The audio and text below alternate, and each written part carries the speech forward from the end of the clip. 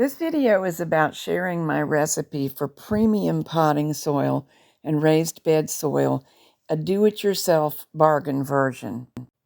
This year began as a somewhat frustrating season because my normal methods of shopping for garden supplies were not open to me, and I wanted to expand the garden quite a bit, which means growing quite a lot of things from seed, and my lack of ability to get high-quality potting soil was upsetting.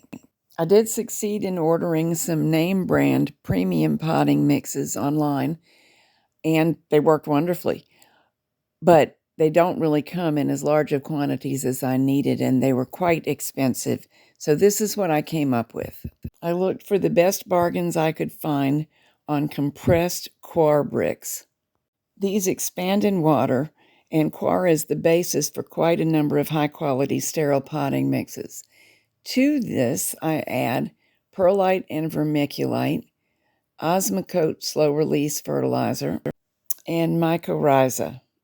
That's a fungal inoculant that the high-end potting mixes have been incorporating lately.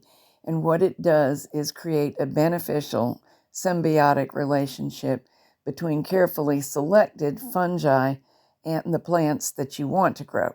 The fungi get things from the plants that they couldn't make on their own, and in return, the plants get assistance with absorbing nutrients and moisture. With the ingredients purchased in bulk, we mix it batch by batch in a wheelbarrow. My main goal was to get all the ingredients delivered to me in bulk. I should explain my family is very high risk, so I am keeping my contact with the public minimal. All of the things I've shown you I was able to get through Amazon or Walmart.com and have them delivered, so that was great. But it's also a big money saver. It's costing me just over $22 per wheelbarrow load.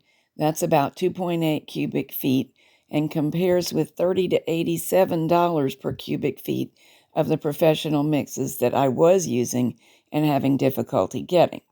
So far, mine seems to perform just as well.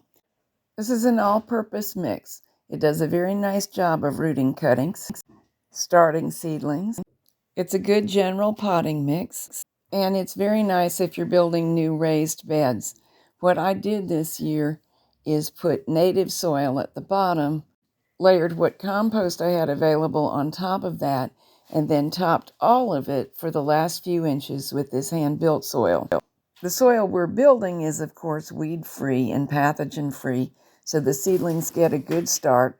Plus, they also have nice, loose, fluffy soil to get started in, and then they can dig themselves down deeper into the more substantial compost and native soil. So far, this plan has worked out really well. So let me show you how I approach the mix. Depending on what exactly you're doing with it, you may want to vary the proportions a little bit, but I'll show you what I typically do. Start with a 2.25 cubic foot brick of coir. You'll need some sort of pointy tool and mixing tool so as to denude the coir brick of its plastic wrapping, put it in the wheelbarrow, and start running water onto it. You'll be surprised, it takes a tremendous amount of water. While the water runs in, I'm adding the vermiculite and perlite. In this case, I've chosen to add about 2 gallons of each. And this is where you will probably want to vary the proportions based on exactly what you're doing. Both things lighten the soil mix considerably, but they have different effects on moisture retention and nutrient dispersal. So it's a good idea to read a more in-depth article and come up with the exact proportions that are going to work for you. Now the coir is going to start absorbing the water at a tremendous rate, and you want to scrape off the part that has absorbed it to keep the dry stuff exposed to the water so it keeps on absorbing. So far, the mix is very loose and fluffy and conducive to root development, but low in nutrients. So I am adding the Osmocote Plus here. For this wheelbarrow load, I'm going to put in 4 of the scoops that come in the bag, and that should be a nice amount that won't endanger the plants, but will provide plenty of nutrients. And a great thing about this is it feeds for an entire season. I really like to use organic fertilizer, But sometimes I run short of compost and homegrown manure, and this is a good way to get a nice balance reliably in there and have it be sterile to start out. I go ahead and let a lot of water get into the mix because now mixing all of these things together needs to be very thorough.